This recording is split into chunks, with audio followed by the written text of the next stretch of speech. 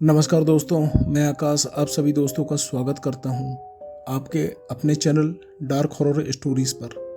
दोस्तों, मैं अभी कुछ दिनों से बीमार हूं, जिसकी वजह से मैं समय पर स्टोरी अपलोड नहीं कर पा रहा हूं। इसके लिए मैं आपसे क्षमा चाहता हूं। तो आइए दोस्तों, शुरू करते हैं आज की यह कहानी। मेरा नाम विनोद है।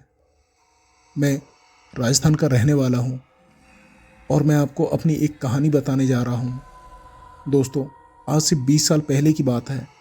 मैं उदयपुर नाम के एक शहर में रहता था। मैं अपनी पढ़ाई पूरी कर चुका था और मैं एक मिडिल क्लास फैमिली से बिलोंग करता हूं, तो मेरी घर की माली स्थिति भी अच्छी नहीं थी। अब मैं जॉब के लिए अपने घर से बहुत दूर एक दूसरे शहर नीमच में आ गया था। मैंने जॉब के लिए एक प्राइवेट फैक्ट्री में अप्लाई किया था। तभी वहाँ से मुझे एक कॉल आता है कि आप अपने सर्टिफिकेट ऑफिस ले आइएगा और आपका इंटरव्यू 10 बजे लिया जाएगा। काफ़ी समय से इतनी कोशिश करने के बाद भी मेरी कहीं जॉब नहीं लग रही थी, जिसकी वजह से मैं बहुत परेशान हो गया था। और अचानक ही बस मुझे इंटरव्यू के लिए मुझे बुला लिया गया था। इस बात से मैं बहुत खुश था। मैं घर से उस दूसरे शहर के लिए जाने की तैयारी करने लगा। मैंने अपना रिजर्वेशन कराया और दूसरे शहर चला गया। मैं वहाँ सुबह ट्रेन से पहुँचा और वहाँ पहुँचकर मैंने एक प्राइवेट लॉज ले लिया और उसी प्राइवेट लॉज में तैयार होकर मैं ऑफिस के लिए निकल गया। मेरा इंटरव्यू 10 बजे से था, तो मैं अपनी पूरी तैयारी के साथ वहाँ पहुँच गया। जैसे ही मैं उस फैक्ट्री के ऑफिस में पहुँचा तो मुझे वहाँ बहुत ही अजीब सा एहसास हुआ और वहाँ पर काफ़ी भीड़ दिख रही थी। वो फैक्ट्री बहुत बड़ी थी। तभी मेरी मुलाकात वहाँ बुज़ुर्ग कर्मचारी, जिनकी उम्र 59 वर्ष करीब रही होगी, उनसे कुछ थोड़ी सी बात हुई।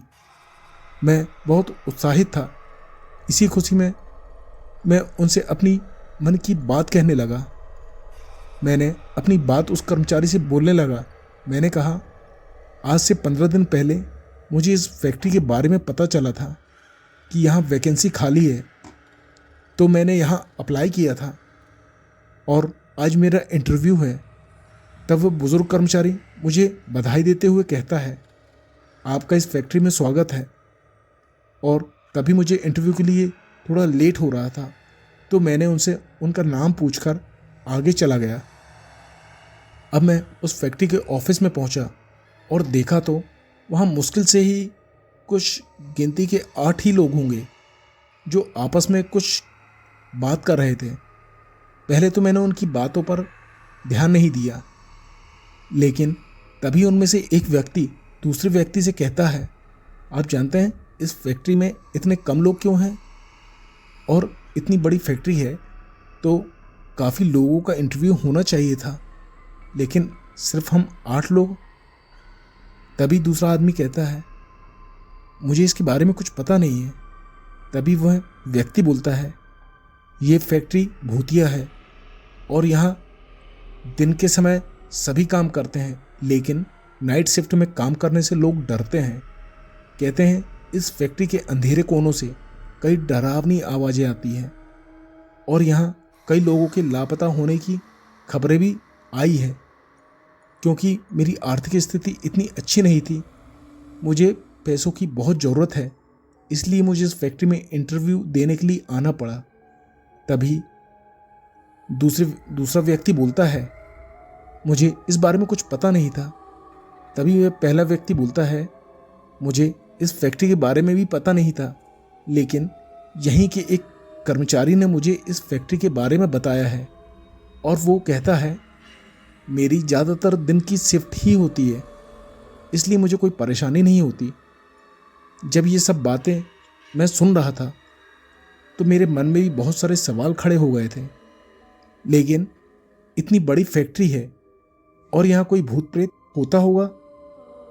मैं इस बात को नज़रअंदाज करते हुए अब ऑफिस का प्यून ऑफिस में एक एक करके सभी को आवाज़ लगाने लगा। और सभी अपना इंटरव्यू देते हुए बाहर निकलते हैं।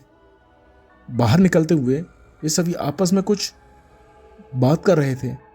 कहते हैं मैनेजर साहब तो दिन की बजाय रात की शिफ्ट में काम करने के लिए कह रहे हैं, ऐसा क्यों? अब मेरी बारी थी। मैं मैनेजर साहब के पास गया, उनके सभी सवालों का जवाब दिया। उन्होंने मुझे बहुत अच्छे से ट्रीट किया और उसके बाद मुझसे कहा कि कल से ज्वाइन कर सकते हैं आप। मैं फैक्ट्री में नई ज्वाइनिंग को लेके बहुत खुश था। उस दिन बहुत ही खुशी खुशी बीता और भगवान का धन्यवाद किया कि हे ईश्वर, लेकिन मुझे क्या मालूम था इसके बाद मेरे साथ क्या होने वाला है। आज फैक्ट्री का पहला दिन था और मैं सुबह की शिफ्ट 8 से 5 बजे तक की फैक्ट्री में काम कर रहा था। अब मैं वहाँ पर प्रोडक्ट सुपरवाइज़र अपॉइंट किया गया था और मुझे मेरी जॉब समझा दी गई थी, तो मुझे ज़्यादा परेशानी नहीं हुई। मैं समय समय पर अपने कैबिन से निकलता और फैक्ट्री से हो रहे प्रोडक्शन की जांच करता और उसकी रिपोर्ट तैयार करके आगे भेज देता। ऐसा करते हुए मुझे 1 महीना हो गया था और मैं ये सोच रहा था कि अभी तक मुझे कोई भी ऐसी समस्या महसूस नहीं हुई। उस दिन वो लोग ना जाने क्या बकवास कर रहे थे।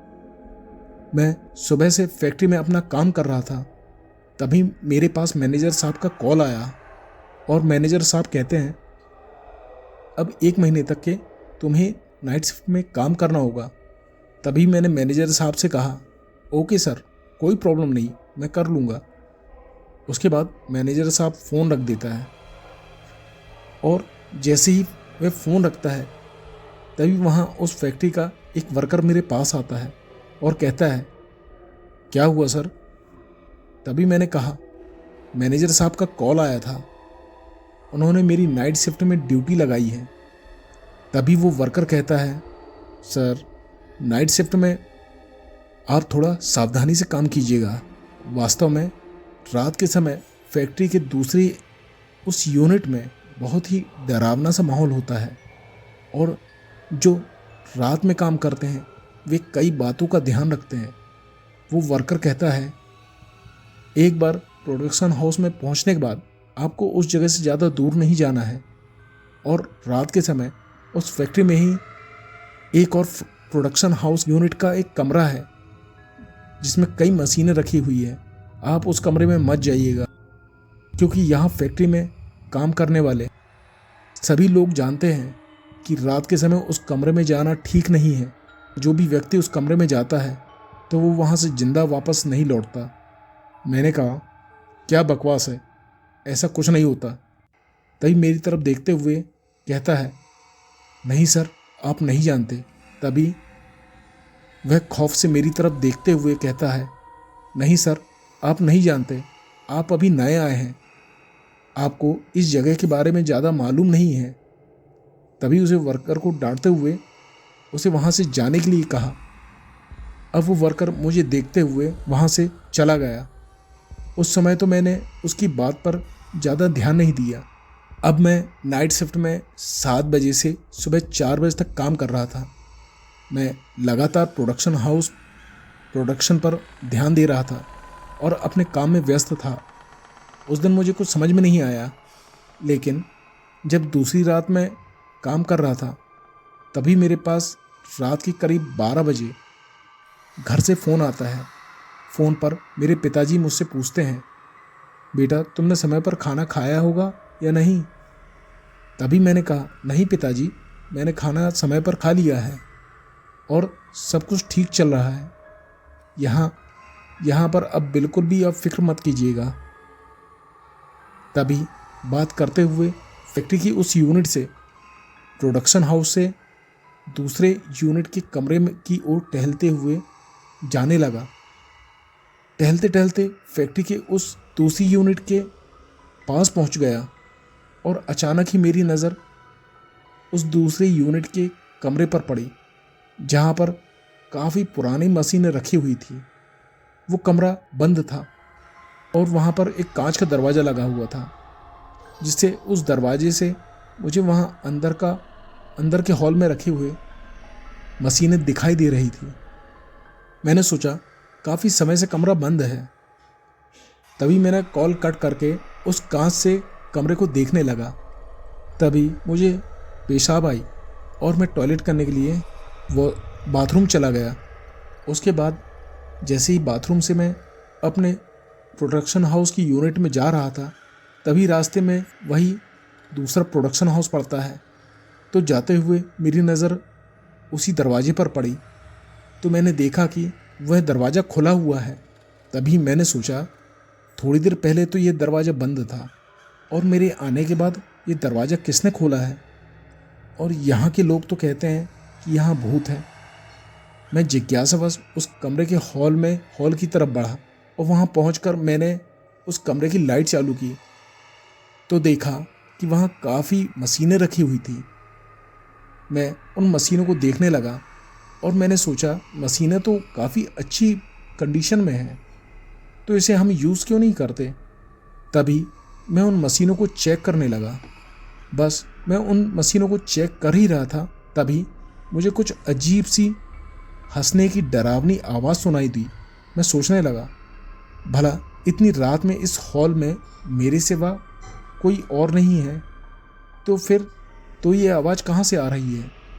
तब मैं उन बड़ी बड़ी मशीनों के आगे देखने लगा। मुझे लगा कि शायद कोई उन मशीनों के आड़ में छुपकर मुझे कोई परेशान करने की कोशिश कर रहा है।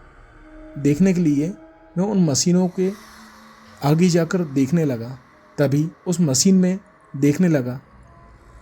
मैं यह देख ही रहा था, तभी उस मशीन में आधा कटा हुआ धड़ दिखाई दिया।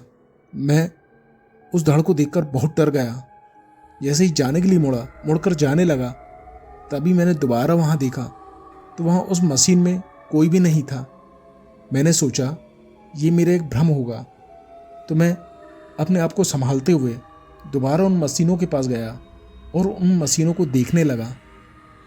मैं उन मशीनों को देख रहा था, तभी उन मशीनों में से एक मशीन के नीचे मुझे बहता हुआ खून दिखाई दे रहा था। मुझे अपनी आंखों पर विश्वास नहीं हुआ और मैं ये देखने लगा कि वह खून टपकते हुए बहुत ही डरावना एहसास हो रहा था, मानो जैसे अभी अभी कोई उस मशीन की चपेट में आ गया हो। तभी उस खून को देखकर मैं डर के मारे उस हॉल से बाहर भागने लगा और भागते हुए जैसे ही मैं अपने प्रोडक्शन फैक्ट्री की ओर भागने लगा, प्रोडक्शन हाउस की यूनिट पर पहुंचा तो वहाँ के कुछ वर्कर मेरे पास आए और वहाँ के एक वर्कर ने मुझसे पूछा, क्या हुआ सर, आप इतने घबराए हुए क्यों हैं, सब ठीक तो है ना। तभी मैंने वर्कर से कहा। मैं बात करते करते वह उस बड़े से हॉल में पहुँच गया जहाँ सारी मशीनें रखी हुई है। मैंने देखा ताला लगा हुआ था, तो मैं वहाँ से वॉशरूम चला गया और जैसे ही मैं वॉशरूम से वापस आया, तभी मैंने देखा कि उस हॉल का दरवाज़ा खुला हुआ था। तो मुझे लगा इस हॉल का दरवाज़ा किसी ने खोल दिया होगा और मैं उस कमरे के अंदर चला गया। अंदर जाकर जब उन मशीनों के पास गया तो मैंने देखा कि यहाँ इतनी सारी मशीनें रखी हुई है जो हमारे प्रोडक्शन हाउस के यूनिट में काम आ सकती है। तो मैं उन मशीनों को चेक करने के लिए उन मशीनों के पास गया, उन मशीनों को देखा। तभी मुझे वहाँ पर एक मशीन में कटा हुआ धड़ दिखाई दिया, जिसे देखकर मैं बहुत डर गया। दोबारा उस मशीन को देखा तो वहाँ कुछ भी नहीं था। उसके बाद दोबारा जैसे ही मैं उस मशीन को चेक करते हुए आगे बढ़ा तो मैंने देखा कि एक मशीन से खून बह रहा है, जिसे देखकर मैं बहुत डर गया। भागते हुए आ गया। मुझे लगा जैसे अभी अभी कोई चपेट में आ गया हो। वहाँ का एक वर्कर कहता है, इस कमरे में जाना मना है सर, आप इस कमरे में पहुँचे कैसे, यहाँ तो ताला लगा रहता है। तो मैंने कहा अगर यहाँ ताला लगाया होता है तो फिर ये हॉल किसने खोला। तभी वो वर्कर कहता है, साहब इतने लंबे समय से हम यहाँ पर काम कर रहे हैं, लेकिन कभी भी हमने उस कमरे की तरफ ना ही देखा, ना ही उस कमरे की तरफ जाने की कोशिश की है। मैंने पूछा आखिरकार ये क्या है। तभी वर्कर उस फैक्ट्री के दूसरी यूनिट की कहानी कहता है। तभी वो वर्कर बताता है कि उस फैक्ट्री की उस दूसरी यूनिट में आज से 25 साल पहले यहाँ पर एक रवि नाम का व्यक्ति काम करता था। वह बहुत ही अच्छा इंसान था। रवि का सभी लोगों से बहुत अच्छे संबंध थे, लेकिन एक दिन काम करते करते अचानक ही एक बड़ी मशीन की चपेट में आ गया था। जब वो उस मशीन की चपेट में आता है तो वह वहाँ खड़े अपने साथी कर्मचारी को देख रहा था। उस कर्मचारी की वजह से ही वह उस मशीन की चपेट में आ गया था। तभी वहाँ के दूसरे साथी ने रवि को उस मशीन की चपेट में आया देख उसने मशीन को जल्दी से बंद कर दिया, लेकिन तब तक वह बहुत घायल हो चुका था और उसका काफ़ी खून भी बह चुका था। रवि दर्द से कराह रहा था और वह उसी साथी कर्मी को देखता है जिसकी वजह से यह हादसा हुआ है। रवि दम तोड़ देता है। उसके बाद से आए दिन उस मशीन में किसी न किसी के साथ हादसा होता है, जिससे फैक्ट्री के मालिक ने भी फैक्ट्री के इस यूनिट को बंद कर दिया। उस दिन के बाद से इस फैक्ट्री को कभी भी नहीं खोला गया। अब उस कर्मचारी की हर बात पर मुझे भरोसा हो गया था। इसके बाद मैंने अपने मालिक से अपनी शिफ्ट बदलने को कहा और मालिक ने मुझे शिफ्ट में डाल दिया था। इस घटना के बाद से मैंने कभी भी फैक्ट्री के उस दूसरे यूनिट में जाने की कोशिश